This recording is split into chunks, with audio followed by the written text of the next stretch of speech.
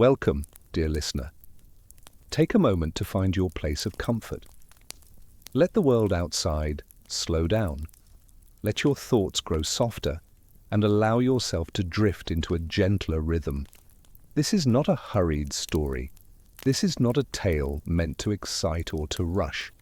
Instead, it is a quiet unfolding like the steady breath of the earth itself. Tonight, we begin a long journey together. A journey into history, into myth, into memory. A journey to one of the most remarkable places in the Indonesian archipelago. A mountain that has shaped the land, the kingdoms and the people for centuries. A mountain that continues to breathe, to roar, and to remind us of both fragility and resilience. That mountain is Gunung Merapi. Gunung Merapi means the mountain of fire. It rises on the island of Java, close to the ancient centers of Javanese civilization, Yogyakarta, Surakarta, and the plains where kingdoms once stood. At first glance, it looks like any other volcano, a tall cone, sometimes covered in clouds, sometimes glowing with heat.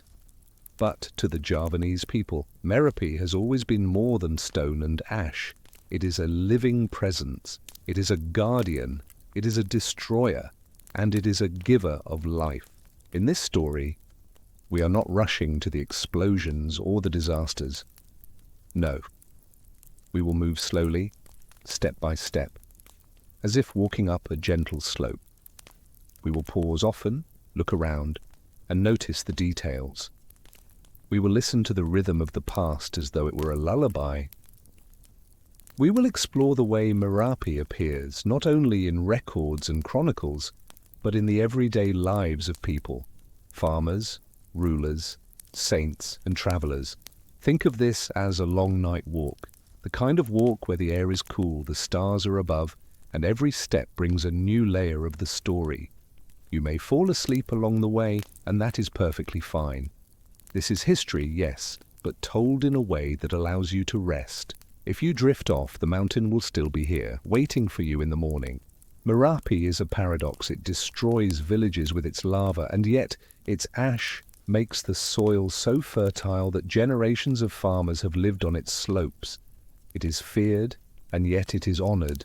It is distant, towering above, and yet it is also intimate, felt in the heartbeat of rituals, in the songs of the gamelan, in the stories whispered to children.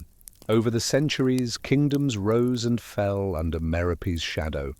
Ancient temples were built, royal courts flourished, and battles were fought, all within sight of the mountain. And through it all, Merapi remained, a silent witness, sometimes sleeping, sometimes awakening with fire. This series will take us through many chapters. We will first look at the geography of Merapi, its landscape, and the way it dominates the horizon. We will explore the eruptions that have shaken the land, the records of fire and ash. We will listen to the myths, to the spirits and guardians said to dwell within the mountain. We will walk into the courts of kings who measured their power against Merapi's presence. We will visit villages that cling to its slopes, shaped by cycles of destruction and renewal. We will meet the guardians of tradition, the Juru Kunci, the keepers of rituals. We will see how colonial eyes once looked at the mountain, measuring it with science, and yet failing to fully grasp its soul. We will step into modern times when Merapi continues to erupt, reminding us that history is not past, it is alive. And finally, we will reflect together on what it means to live with such a mountain, to live with fire, to live with memory. So settle in. Take a deep breath. Let the words come to you like the slow flow of a river or like the mist that drifts across the slopes of Merapi at dawn. This is not just history. It is atmosphere. It is rhythm. It is a story to accompany your rest. And so we begin with Gunung Merapi, the mountain of fire, the mountain of memory, the mountain of life. If you were to stand on the plains of central Java, perhaps at dawn, when the first light is still soft and the mist clings to the earth, you would see it. Rising above the horizon, tall and solitary, the cone of Merapi. At times it looks calm, a mountain like any other. At times it breathes out thin trails of smoke like whispers to the sky. And at times it hides completely behind the clouds as if retreating into its own world. Merapi is not just any mountain, it is part of a chain of volcanoes that runs across the island of Java, a fiery backbone formed by the slow collision of the Earth's plates. But among them, Merapi has always stood out. Its name alone tells us something. Merapi, the mountain of fire. To the Javanese people, it is not simply geology, it is geography and spirit, land and myth blended into one. The mountain sits close to important centers of Javanese civilization. To the south lies Yogyakarta, with its palaces and markets. To the east is Surakarta, once the heart of Mataram's royal line. Further north and west, the land stretches into plains where rice fields shimmer like mirrors under the sun. Wherever you go in this region, Merapi is there, always watching. It is a compass, a landmark, a silent reminder of the forces that shape both land and life. When you walk through a Javanese village, especially one built on the fertile slopes, you will notice how daily life is arranged with Merapi in mind. Houses are often oriented toward it, as if in quiet respect. Farmers rise early to work the fields that have been nourished by its ash, planting rice, cassava, and maize. The soil is dark, rich, and generous, a gift from eruptions that, while destructive, leave behind fertility for future generations. In this way, destruction and renewal are inseparable. To live near Merapi is to live with both. There is also an order to the way Javanese people view the land. To the north is Merapi, the mountain of fire, the realm of the spirit. To the south is the Indian Ocean, fierce and untamed, ruled in stories by the goddess Ratu Kidul. And in between stands the Kraton, the palace of the king, the center of earthly power. Mountain, palace, and ocean form a sacred axis, a cosmic alignment that reflects balance between the natural, the human, and the spiritual worlds. This alignment is not accidental. It was shaped by centuries of belief, ritual, and architecture.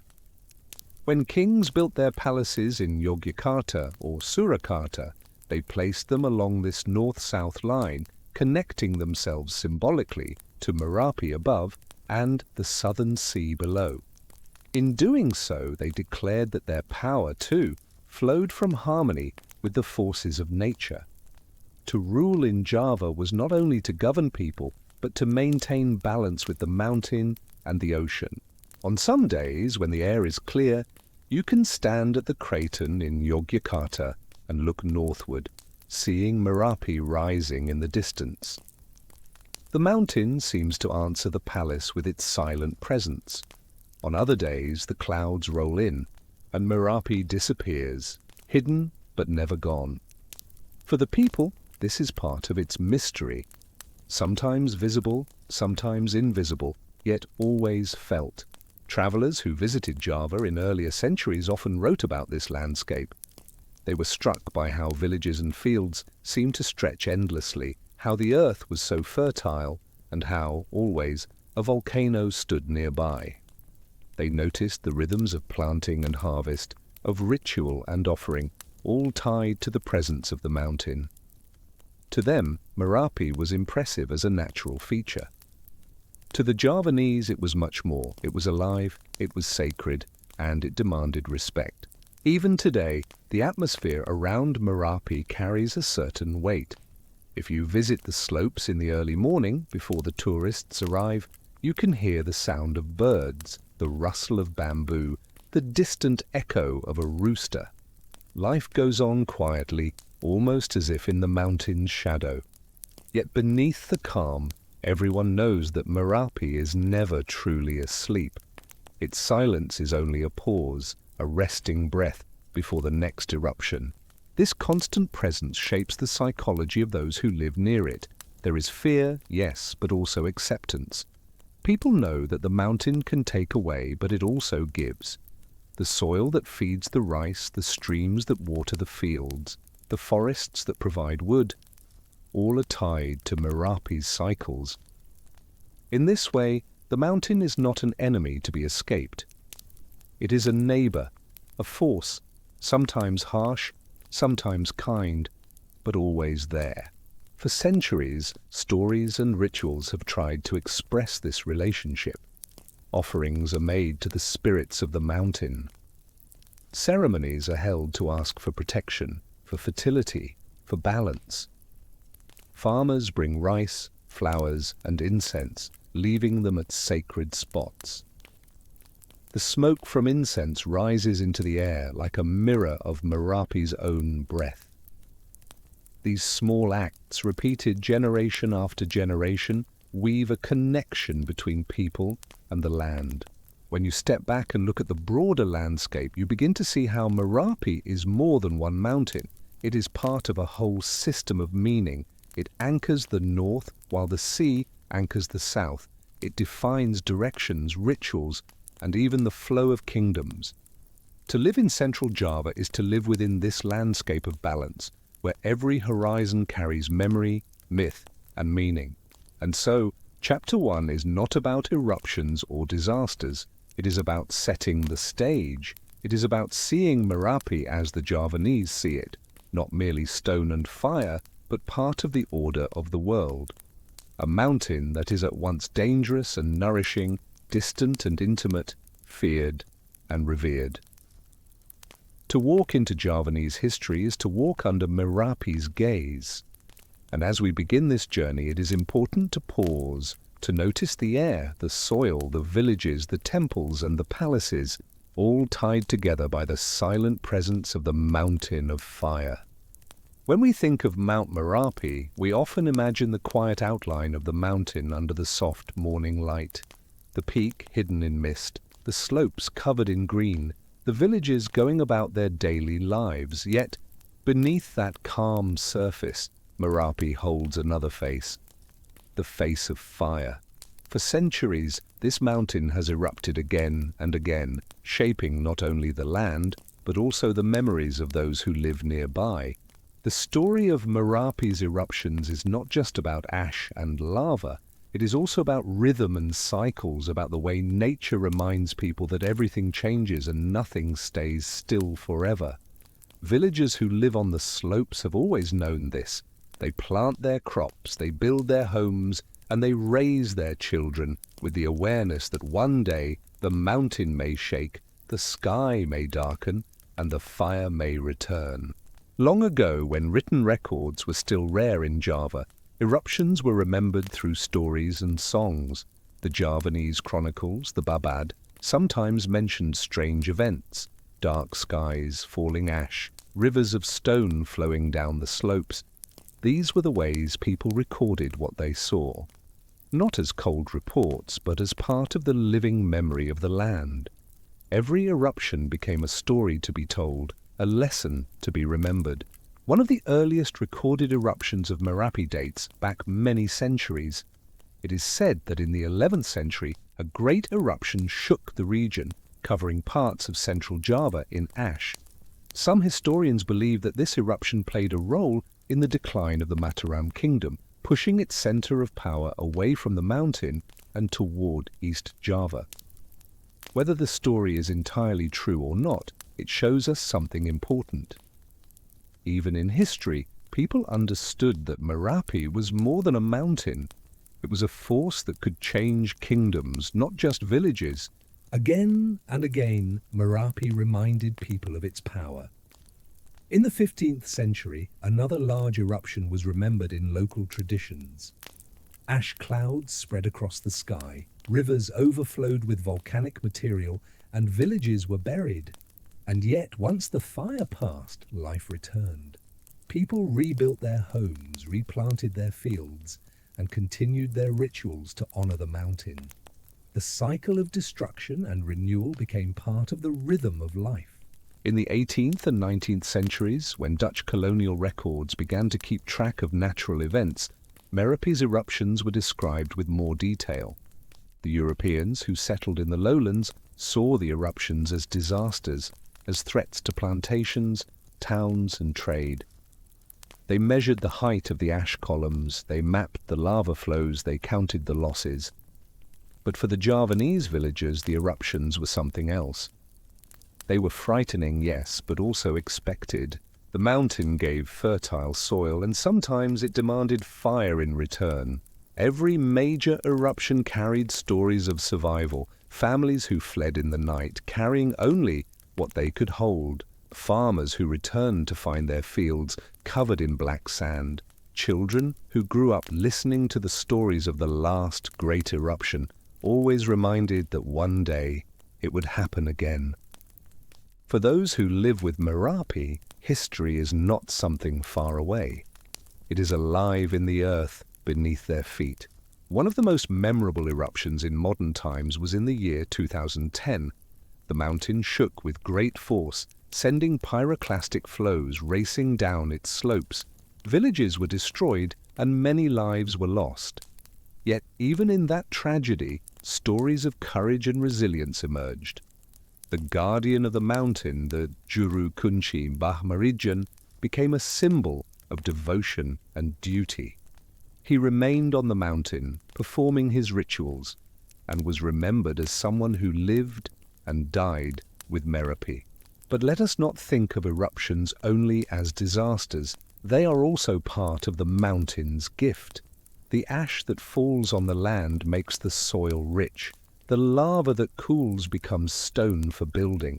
The cycle of fire and renewal has continued for centuries, and it is what makes the slopes of Merapi so fertile, so full of life. Without the eruptions, there would be no green fields of rice, no thriving villages, no stories to tell. And so when we speak of Merapi's eruptions, we are not only speaking of destruction, we are speaking of balance. The mountain takes and the mountain gives. The people suffer and the people heal. History records the dates and the numbers, but memory holds something deeper. The quiet understanding that life and fire are part of the same circle. As you imagine the long history of Merapi's eruptions, let the thought settle gently in your mind. Picture the sky darkening with ash, then clearing again to reveal the bright morning sun.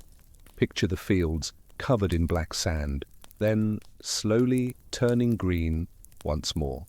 Picture the people, generation after generation, living with the mountain, listening to its breath and carrying its stories. Merapi is called the volcano of fire, but it is also the volcano of life. Mount Merapi is not only a volcano of fire. For the Javanese, it is also a mountain of spirits, a place where the human world touches the unseen, where myths live as strongly as the stones, and where every ritual carries whispers of old beliefs. For centuries, people have looked at Merapi and seen more than just rock and ash.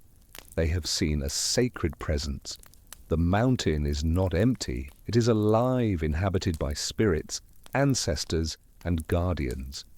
To live near Merapi is to live with this unseen world, to acknowledge that the mountain has its own soul. One of the oldest myths tells of a great battle between the gods. Long ago, when Java was still being formed, the gods needed a throne, a cosmic seat from which to watch over the island. They placed this throne on the land that would become Mount Merapi. But when the mountain was raised, the spirits who already lived there were disturbed. They were pushed aside, their dwelling shaken by fire. In anger, they protested, and a compromise was made. The spirits would remain, but Merapi would forever be alive, forever burning, forever reminding humans of the power of the unseen. Another story tells of a mystical kingdom inside the mountain, ruled by the spirit king, Eyang Merapi. In this unseen palace there are halls of light, courtyards of stone, and endless gatherings of spirits. Some believe that the ancestors of Java gather there, watching over their descendants. During certain nights, especially when the mountain trembles, villagers say they can hear distant sounds, gamelan music drifting through the mist, the voices of spirits carrying through the wind. Because of these beliefs, offerings are always made to Merapi. Each year, rituals are held, led by the Juru Kunci, the spiritual guardian of the mountain. Rice, flowers, fruits, and even cloth are carried up the slopes and left for the spirits. These offerings are not only gifts, they are a way of keeping balance, of maintaining harmony between the seen and the unseen. The people give thanks to Merapi for its fertile soil, and they ask for protection from its fire. In Javanese cosmology, the universe is a circle of balance. Mountains, seas, and palaces all connect in a sacred pattern. Merapi, in this circle, is the northern pillar. To the south lies the Indian Ocean, ruled by the spirit queen Nyai Roro Kidul. And between them, in the heart of the land, stands the royal court of Yogyakarta. Mountain, ocean, and palace, together they form a sacred triangle, binding the human and spiritual worlds. This triangle is not just symbolic, it is lived every day. The Sultan of Yogyakarta, as the earthly ruler, is also seen as a spiritual mediator. He must honor both the ocean and the mountain, performing rituals that keep harmony. Without these rituals, people believe that balance would break and chaos could follow. When the villagers walk the slopes of Merapi, they often speak softly, never carelessly. They greet the mountain as if it were a living elder. They burn incense, they place flowers on stones, they whisper prayers into the wind. These small gestures are acts of respect, reminders that the mountain listens. Even during eruptions, when fire and ash sweep through the villages, many see it not only as disaster, but also as a message. The spirits are speaking. The offerings must continue. The rituals must be renewed. In this way, myth and history blend together. Each eruption is not only geological, but also spiritual.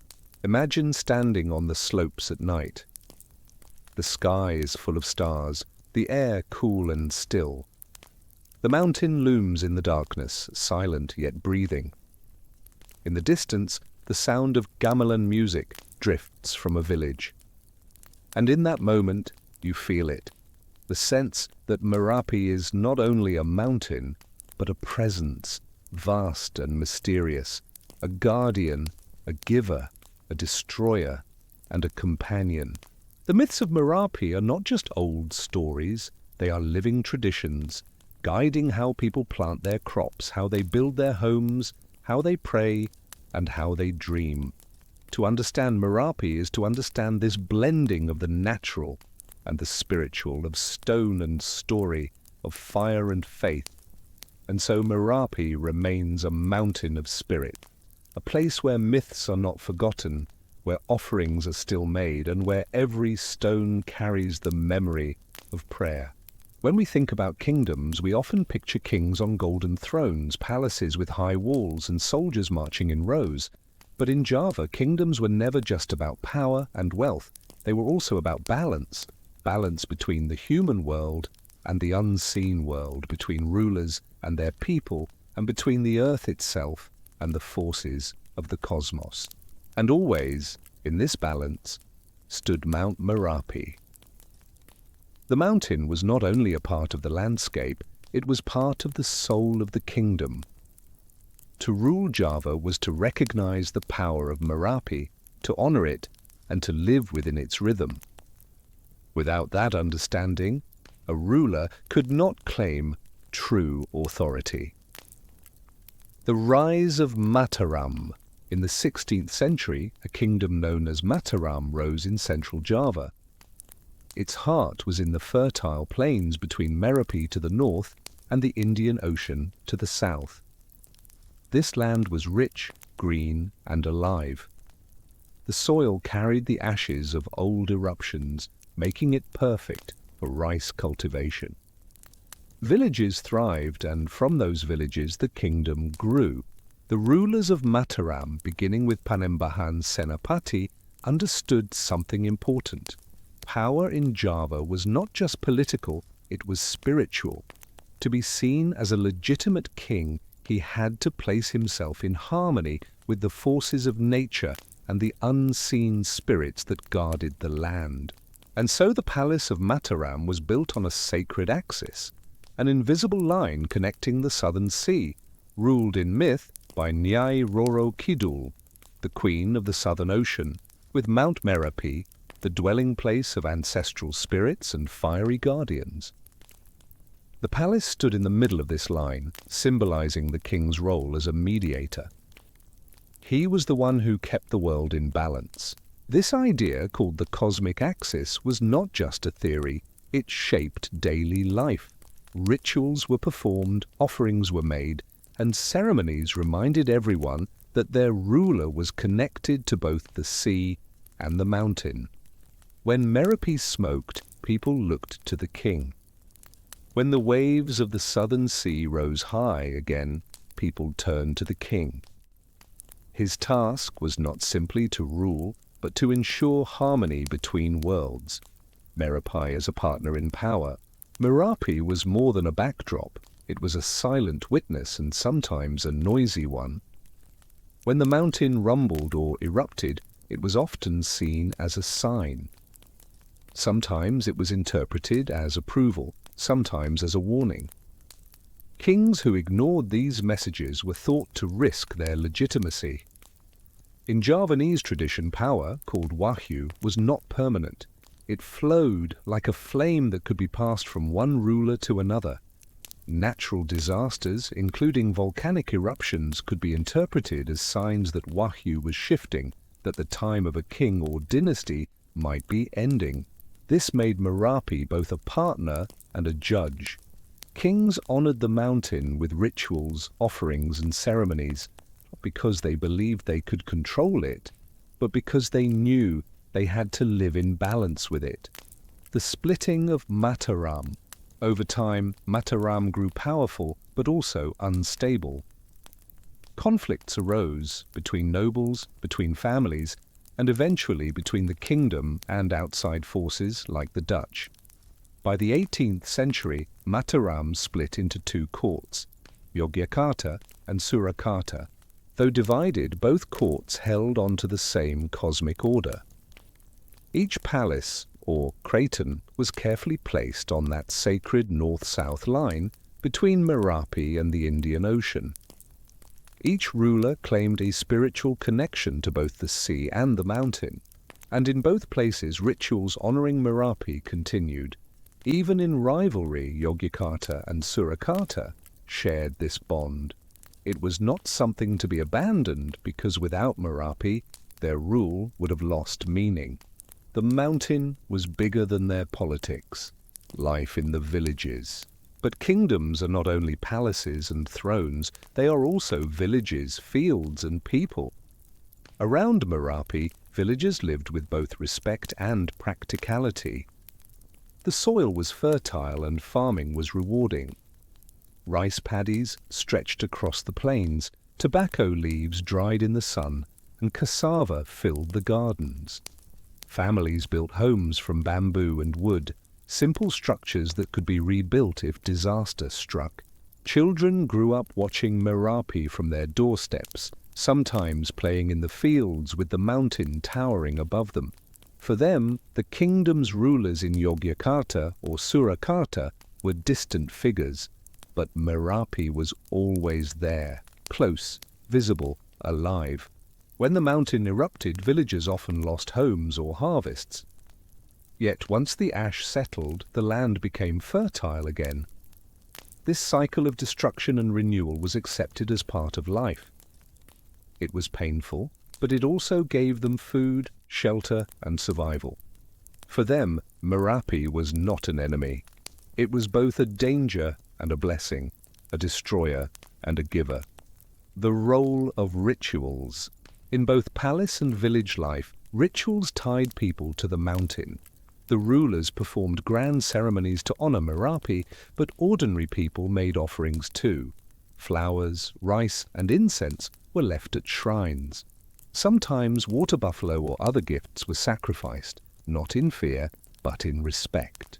The most famous tradition is the role of the Juru Kunci, or key keeper.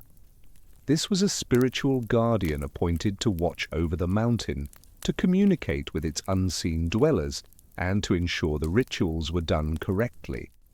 The Juru Kunci was not a king, not a noble, but still carried immense respect. People believed he could sense the mood of the mountain, and his words were taken seriously. Through rituals and guardianship, the bond between humans and Merapi remained alive. It was never about controlling the volcano, it was about living with it, acknowledging its power, and remembering that human life is only one part of a larger order. Kingship and cosmic balance. In Javanese thought, a ruler was more than a political leader, he was a cosmic figure. His duty was to ensure harmony not just in the palace, but in the world itself. This is why the connection to Merapi was so important. If the mountain erupted, it could be seen as a sign that the ruler was not maintaining balance. If the land prospered, with fertile harvests and peace, it was proof that harmony was intact. The mountain, therefore, became both a mirror and a measure of kingship. Kings of Yogyakarta and Surakarta often performed ceremonies in which offerings were sent both to the sea and the mountain. This duality, Merapi in the north, the sea in the south, framed their rule. They stood between fire and water, between sky and ocean, between gods and humans. Dutch observers. When the Dutch came to power in Java, they were often puzzled by these traditions. To them, a mountain was simply geology. An eruption was an eruption caused by natural forces, not by spirits or cosmic balance. Yet the Dutch noticed how deeply Merapi shaped Javanese life. They saw how people would pause their daily work for rituals, how offerings were made, how even kings bowed their heads toward the mountain.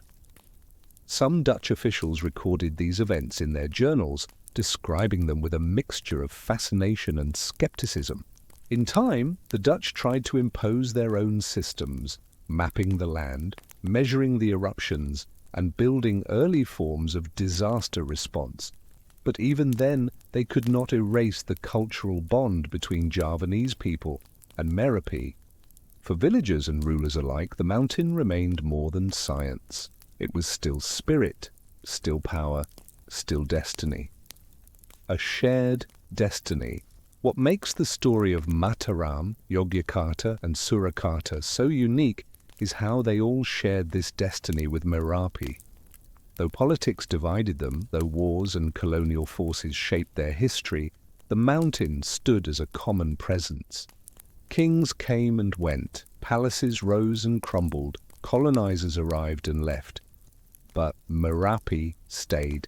It erupted, it rested, it erupted again. And through it all, it reminded people that life in Java was never separate from nature. It was woven into it. Reflection. If you walk today in Yogyakarta, you can still see the axis. Stand at the craton, look north, and you will see Merapi rising. Look south, and you will find the Indian Ocean.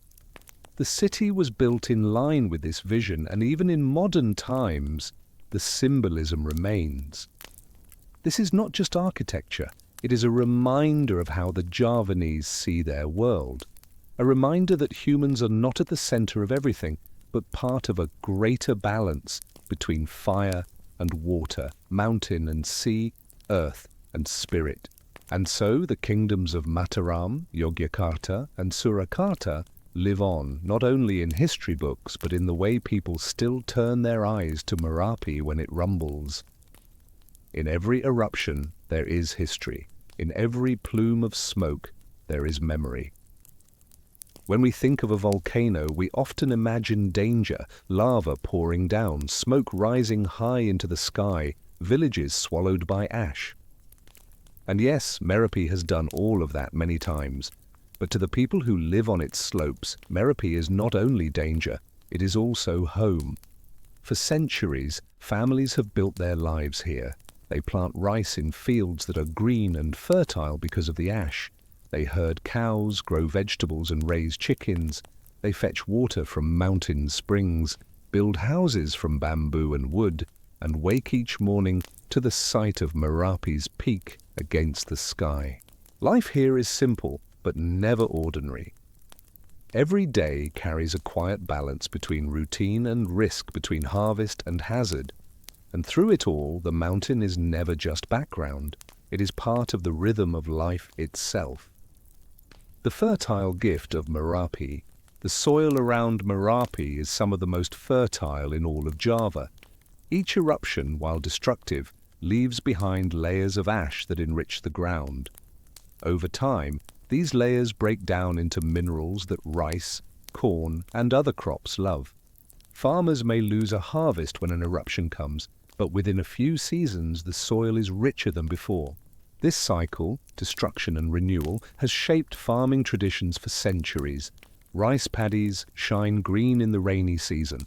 Cassava and sweet potatoes grow in small gardens near homes. Tobacco leaves are dried in the sun. Coffee trees line the higher slopes. For families here, farming is not just work, it is survival, and it is deeply tied to the mountain's generosity. Cows are especially important. Many families keep at least one or two tied in simple sheds beside their houses. The cows provide milk, manure for fertilizer, and even a kind of savings. If money is needed for school fees or ceremonies, a cow can be sold at the market. To live here is to depend on the land, and the land depends on Merapi.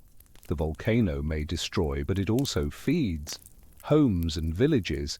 The villages on Merapi's slopes are modest. Houses are often made of bamboo, wood, or sometimes brick, with roofs of clay tiles or tin. They are not built to last forever. People here know that an eruption or earthquake may one day damage them, so they focus on making homes that can be rebuilt without too much cost. Inside, the houses are simple: a wooden bed frame, mats on the floor, a small cooking area with firewood or gas, and sometimes a shrine or space for offerings. Chickens wander in and out, children play in the yards, and neighbors stop by to chat. Villages are tightly knit. Everyone knows each other and life is shared. If one family needs help harvesting rice, neighbors come with sickles and baskets. If someone is building a new house, others bring bamboo poles and lend their hands. In times of eruption, when evacuation is needed, people leave together, sometimes in the back of the same truck, or walking in long lines down the mountain roads. This closeness is not just culture, it is survival. On Merapi, no one can face the mountain alone. Rhythms of daily life. Life here follows the rhythm of the land.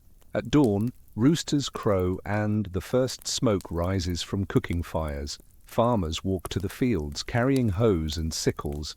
Children head to school in their uniforms, often walking down narrow dirt paths or riding bicycles. Women may go to the market, baskets balanced on their heads, selling vegetables or buying fish from traders who come up from the lowlands. By midday, the sun is hot and work slows down. People rest under trees, share tea or coffee, and talk about crops, weather, or village news. In the afternoons, cows are led out to graze and children play soccer on open fields, with Merapi standing in the background like a silent giant. In the evenings, families gather at home. Meals are simple but filling: rice, vegetables, perhaps some tofu or tempeh, sometimes chicken. Stories are told, prayers are said, and outside, the mountain looms quietly in the night. The routine is steady but never without a sense of watchfulness. At any moment, Merapi might change. People know this. And yet they stay. Living with risk. Why do people stay when eruptions can be deadly? Outsiders often ask this question. The answer is not simple, but it is deeply human. First, the land is fertile. Leaving would mean abandoning fields that have fed families for generations. The soil closer to the mountain is better than the soil far away. Farmers know this, and they accept the risk. Second, there is heritage. Villages here are old, with graves of ancestors, traditions passed down, and stories rooted in place. To leave the mountain would be to leave part of themselves. And third, there is resilience. People know eruptions come and go. They lose homes, yes, but they rebuild. They lose crops, but they plant again. After ash falls, life begins anew. This cycle is part of life's rhythm, and people have learned to accept it with patience. To them, Merapi is not simply danger. It is a teacher, a provider, and a reminder that life is never fully in human control. Rituals and beliefs. Even in daily life, rituals connect people to the mountain. Small offerings of rice, flowers, or incense are left at shrines. Prayers are said before planting or harvesting. Festivals mark the cycles of seasons and the turning of years. One of the most important roles is that of the Juru Kunci, the spiritual key-keeper of Merapi. Villagers look to him for guidance, especially when the mountain shows signs of unrest. His words carry weight, and when he says it is time to leave, people listen. But everyday rituals matter too. A grandmother placing flowers on a family shrine, a farmer whispering a prayer before stepping into his rice field, a mother asking for protection as her children walk to school under the shadow of the volcano. These small acts create a sense of connection, not of fear, but of respect. They remind everyone that life on Merapi's slopes is shared with forces beyond human sight. Community and storytelling. In the evenings, especially in older times before television or phones, people gathered to share stories. Children sat on mats while elders told tales of Merapi's spirits, of ancient kings, of hidden palaces inside the mountain. These stories were not just entertainment, they were lessons. They taught children respect for nature, patience in hardship, and courage in facing the unknown. They reminded everyone that Merapi was alive, and that to live near it was to live within a story much larger than themselves. Even today, storytelling continues. Villagers still speak of strange sounds heard during eruptions, or of dreams that seem to warn of danger. Such stories blend myth and memory, making daily life richer, layered with meaning. Evacuations and return. When Merapi erupts, villages on its slopes are often evacuated. Trucks, motorbikes, even horse carts carry people down to shelters in safer areas. Schools and community halls become temporary homes. Life there is crowded, noisy, and uncertain. Yet, once the danger passes, people always return. They clean ash from their roofs, rebuild their homes, and plant new crops. Children return to school, cows return to sheds, and the cycle begins again. This return is not stubbornness, it is belonging. For the people of Merapi, the mountain is not a place to leave behind. It is home, and no eruption can erase that. A gentle reflection. If you stand in one of these villages on a quiet evening, you might hear the sound of crickets, the soft chatter of neighbors, and in the distance, the low rumble of Merapi. The air is cool, carrying the smell of earth and wood smoke. Children laugh as they chase each other, and above them, the peak of the volcano glows faintly under the moonlight. Life here is not easy. It is not safe in the way city life might be. But it is full of meaning, rooted in land, tradition, and community. People here do not just survive, they live in rhythm with a mountain that is both friend and foe, danger and blessing. And perhaps that is the real lesson of Merapi's villages. To live here is to accept impermanence, to find peace in cycles of loss and renewal, and to remember that even in the shadow of fire, life can be deeply, beautifully human. When you live near Merapi, you do not just live beside a mountain, you live with a presence. For centuries, the people of Central Java have believed that Merapi is alive, a place where spirits dwell and where unseen powers shape the land and the lives of those who call it home. To live here is to enter into a relationship with the mountain itself, sometimes gentle, sometimes harsh, but always meaningful. One of the most fascinating parts of life around Merapi is the way traditions, rituals, and guardianship shape the community. This is not only about religion in a formal sense, it is about respect, balance, and the belief that humans and nature are never separate, and at the center of it all stands the Juru Kunci, the mountain's spiritual guardian. Who is the Juru Kunci? The term Juru Kunci literally means keeper of the keys. But the role is not about holding physical keys. Instead, it is about holding responsibility. The Juru Kunci is seen as the person who keeps the balance between people, spirits, and the mountain itself. He is the one who performs rituals, offers prayers, and speaks for the community in times of danger. The most famous Juru Kunci in modern times was Mbah Marijan, who became a symbol of Merapi itself. He served as Juru Kunci for decades until his death during the eruption of 2010. People respected him deeply, not only because of his role, but because of his calm presence and devotion. But long before Mbah Marijan, there were many Juru Kunci.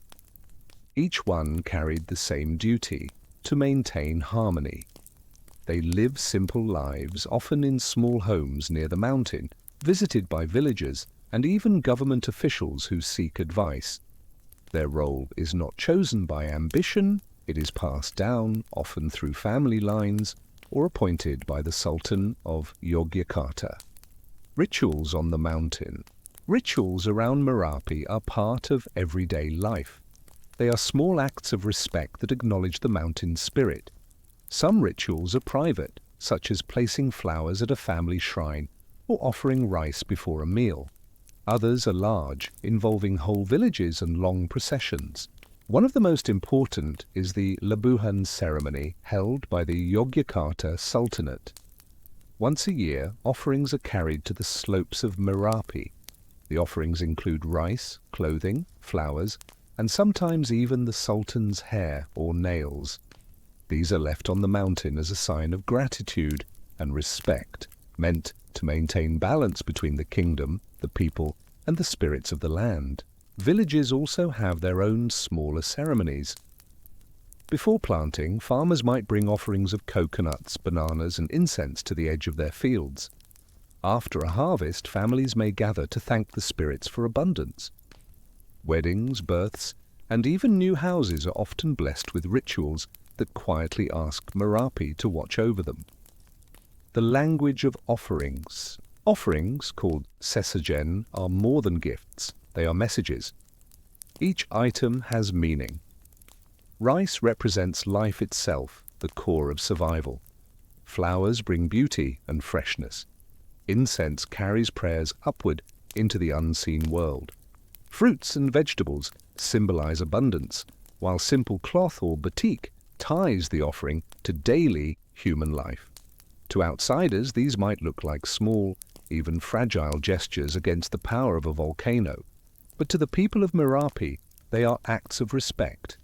They say, "We know we are small and we know we share this land with forces greater than ourselves." In this way, offerings are not about controlling the mountain. They are about living in balance with it. Myths and stories of the spirits. Traditions around Merapi are tied to stories. Some say that inside the mountain lives a kingdom of spirits led by rulers who mirror the kings of Java. These spirits are not seen as evil, but as guardians of their own world, connected to the human one. One story tells of the connection between Merapi and the Southern Sea, ruled by the spirit queen Nyai Roro Kidul. The mountain and the sea are seen as two ends of a sacred axis, tied together through ritual and myth. Another story speaks of blacksmiths who once forged weapons for Javanese kings on the slopes of Merapi, leaving their spirits behind to guard the land. These myths are not simply tales told for entertainment. They are woven into life. They shape how people see the mountain, how they respect it, and how they endure its eruptions. For villagers, to speak of Merapi is not only to speak of rocks and lava, it is to speak of ancestors, gods, and unseen guardians. Daily spiritual practices. Not all traditions are grand. Many are quiet and woven into the fabric of daily life. A farmer might whisper a prayer before stepping into his rice field. A mother might place a small plate of rice near the family shrine before serving dinner. On certain nights, people may light incense at crossroads, leaving a handful of flowers as a simple gesture of respect. These acts do not take long. They do not require elaborate preparation, but together they create an atmosphere of harmony. They remind everyone that life is lived not only among humans, but also among forces they cannot see. Even in modern times, when cell phones ring and motorcycles pass through villages, these small rituals continue. They are not seen as old-fashioned. They are part of what makes life whole. The Jurukunchi and modern science. In times of danger, the Jurukunchi plays an important role, but today he is not the only voice. Volcanologists study Merapi with seismographs, gas sensors, and satellite images. Government officials set up evacuation plans, shelters, and warning systems. At first glance, tradition and science might seem to clash. The Jurukunchi speaks of signs in dreams or the movement of animals, while scientists speak of pressure inside magma chambers. Yet in practice, both have value. For villagers, the words of the Jurukunchi carry trust. They may not fully understand the graphs of scientists, but they understand the calm or urgent voice of their spiritual guardian. And scientists themselves have learned to respect the role of tradition, knowing that trust is as important as data when lives are at stake. This blending of worlds, ritual and research, shows how communities on Merapi live not in rejection of modernity, but in balance with it. Lessons in humility. At the heart of these traditions lies one simple lesson: humility. Merapi is vast, powerful, and unpredictable. No human, no matter how strong, can control it. The rituals, the offerings, the role of the Jurukunchi all remind people that they are small, and that this smallness is not weakness, but wisdom.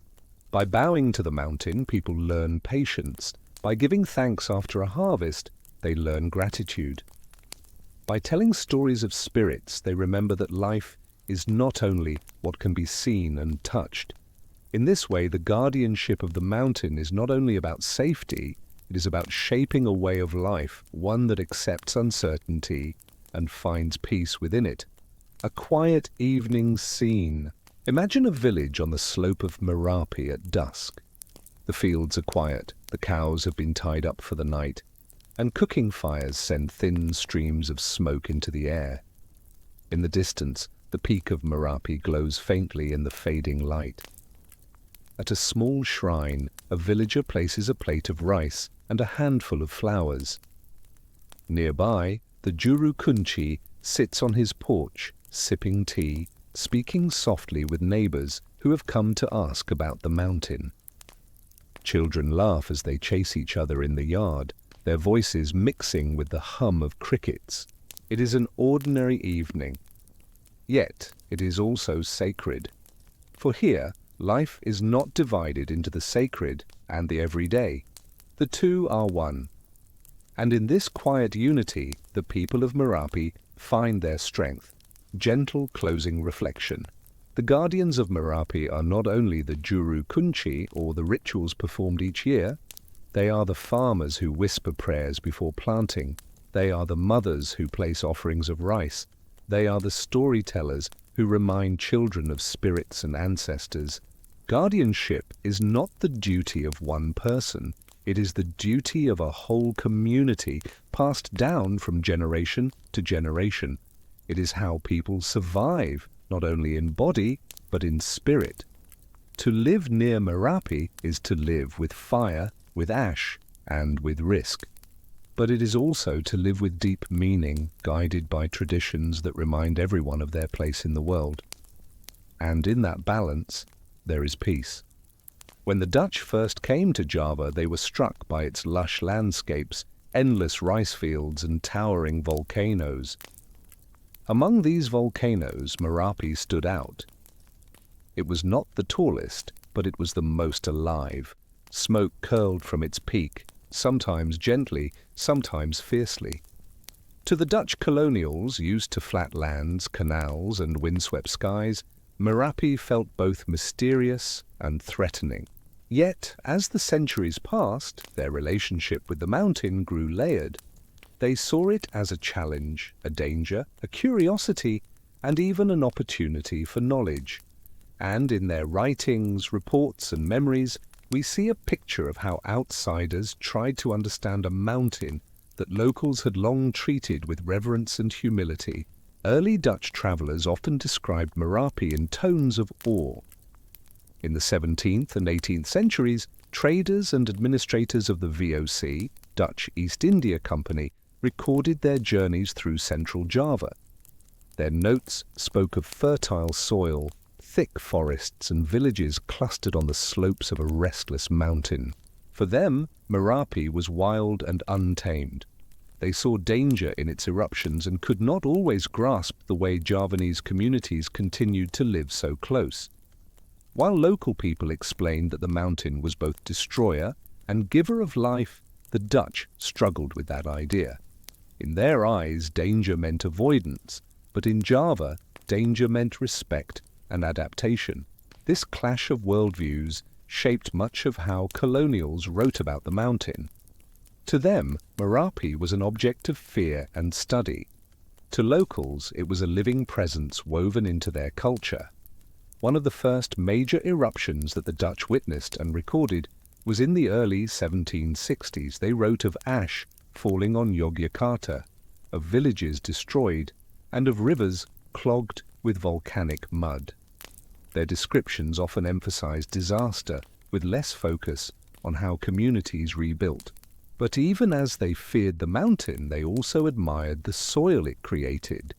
Colonial administrators noted how fertile the land around Merapi was, producing rice, tobacco, coffee, and other crops.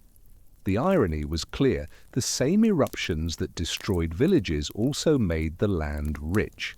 By the 19th century, with more permanent colonial settlements in Yogyakarta and Surakarta, the Dutch began keeping systematic records. They mapped eruptions, measured ash, and described the flow of lava. These reports were both practical and scientific, meant to protect their administration and to deepen European knowledge of volcanoes. The 19th century brought new attention to Merapi. Dutch naturalists and geologists began climbing the mountain, collecting rocks and observing its behavior. To them, Merapi was a laboratory. One of the most famous was Franz Wilhelm Junghön, a German-born scientist who worked for the Dutch colonial government. In the mid-1800s, he climbed many Javanese volcanoes, including Merapi.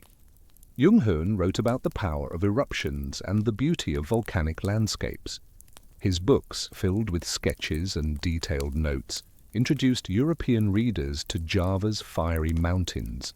For Junghön and others, Merapi was part of a scientific quest to understand how volcanoes worked, to classify their types, and to connect them to global patterns of geology. Yet, while they studied the mountain through science, they often overlooked the spiritual traditions of local communities. To them, myth and ritual were curiosities, not valid forms of knowledge. Still, their work left a legacy. Today, many of the earliest geological maps and volcanic studies of Merapi come from this colonial period. Merapi was not only a natural wonder, it was also part of the colonial system of control. The Dutch sought to understand the land in order to rule it. Mapping volcanoes, studying soil, and recording eruptions were not just scientific acts, but political ones. By showing they could know the mountain, they claimed a sense of authority. They saw themselves as protectors who could bring order to a dangerous landscape.